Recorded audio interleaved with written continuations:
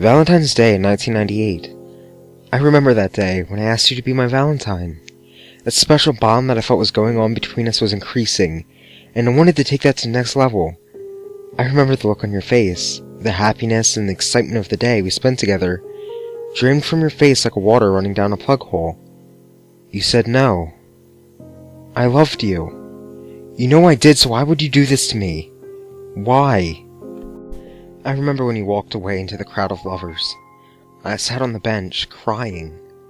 I walked home on my own, and no one was at home to comfort me after what you did. I remember walking up and looking at the patterns of my cuts from last night. The blood on the carpet was still there from last night. The writing on my bedroom walls was still there. Why? The writing said, all written in blood.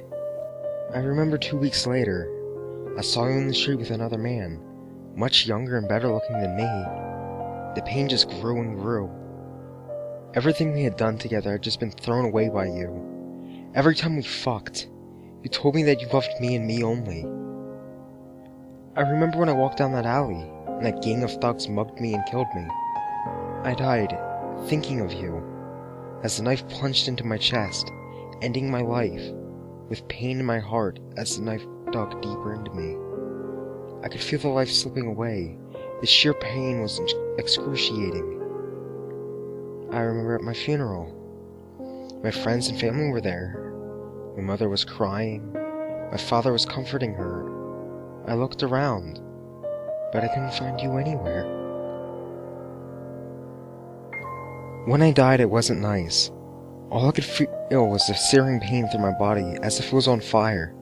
The pain was excruciating, and I only escaped because I didn't feel complete.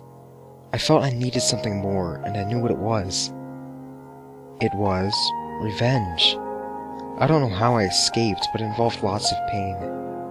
When I got back to Earth, I felt like going straight home to say hey to everyone and say I survived. Then I realized no one could see me. So I just decided to kill the thugs that took away my life. I could still move things, but I was invisible. It was great fun, and I enjoyed it so much. The first one I went for ended up face down on the ground with a cracked skull and no scalp. He never knew what hit him. I used the same knife he used to kill me to carve his pretty little eyes out of their sockets. By this time, the two other assholes had backed into a corner. I ripped the first one's fingers off with my teeth. After that, I cut his eyes out, holding him in the same hand as the others. I knew what I was going to use them for. I was going to make a necklace for you. With the second shuddering in pain on the floor and the third in tears, I felt the rush and became even more violent. I cracked his jaw with that first uppercut and dislodged his head from his body with a second, and as with the others, I cut his eyes out with the same knife and kept the eyes and knife for later. I knew where I had to go next. I was going to his house. The one who took you from me. I was going to be less forgiving to him. When I first saw him, he knew something was wrong. He could sense me getting closer. I knocked him out with a single punch to the neck, taking out his airway and suffocating him until he collapsed. After that, I surgically cut a hole in his throat so he could breathe. I wanted this to last for as long as possible. He choked up blood and started to wake on the verge of death. It appeared he could see me. He knew who I was.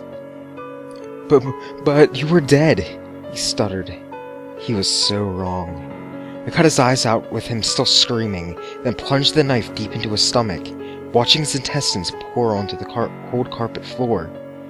At least I think it was cold. It was too drenched in blood for me to tell.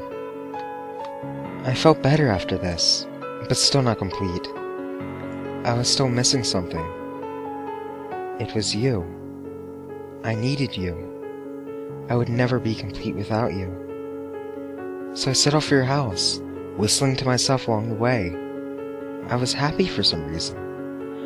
I knew nothing could stop me now as I drew closer. I felt happier and happier. You were surprised to see me. You cried and I told you not to. You wouldn't stop and I tied you up. I got angry. I shouted, I cut you. I put the necklace I made for you on and you just screamed louder. I plunged the murder weapon that was used on me into your eye, and from then on we were tied together, in a permanent bond. No one would separate us. I was happy now. I could finally rest.